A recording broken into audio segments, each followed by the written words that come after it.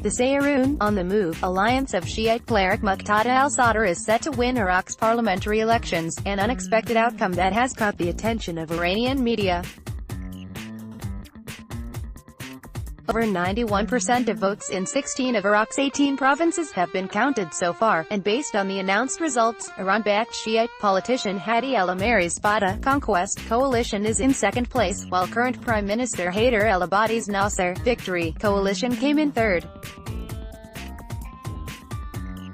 The Reformist Shargh newspaper wrote that the surprising results of the Iraqi elections may signal a greater Saudi influence in Baghdad. The recent proximity of Muqtada al-Sadr to Saudi Arabia has led the Sairoon alliance to be partly considered as a group backed by the Saudis and, to some extent, means greater influence of Saudi Arabia in Iraq compared to its regional rivals, wrote Shargh on May 15, adding, Sadr's supporters are opposed to Iranian influence and are vehemently anti-American, describing Abadi as a figure who has the support of both Iran and the United States. Shargh wrote, even though Abadi achieved significant domestic and international success through the victory over Daesh Islamic State, he failed to overcome economic problems, and this caused him not to achieve the results he expected in this election.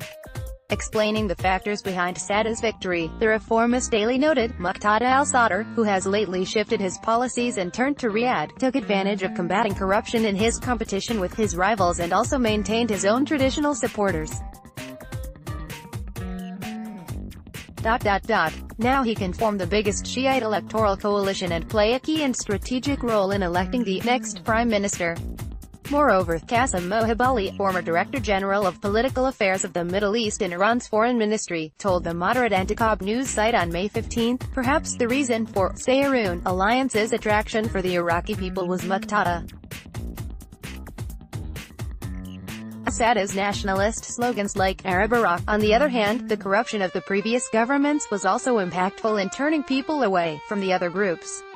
Meanwhile, conservative Tasnim news agency reported on May 15 that Sadr is seeking to reach a coalition with Ammar al-Hakim's Hikmah National Wisdom Movement and Yad Alawi's Iraqi National Alliance coalition to form a technocrat government.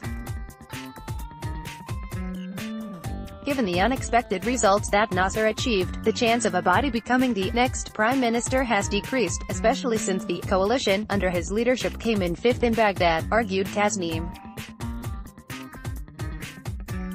The news agency also claimed that Sadr's coalition is planning to name the current governor of Maysan province, Ali Dawai Lawzam, prime minister.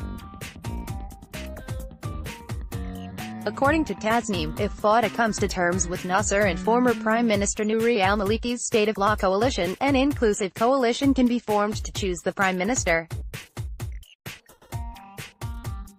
However, based on Tasnim's report, collaboration between Abadi and Maliki is unlikely due to their deep disagreements. Meanwhile, Iran's former ambassador to Iraq has denied the speculations about Sadr approaching Saudi Arabia. Asked about the U.S. government's possible softened position towards Sadr and his alleged proximity to Riyadh, Hassan Dinayfer told the Antiqab news site on May 15, some of this talk is speculation.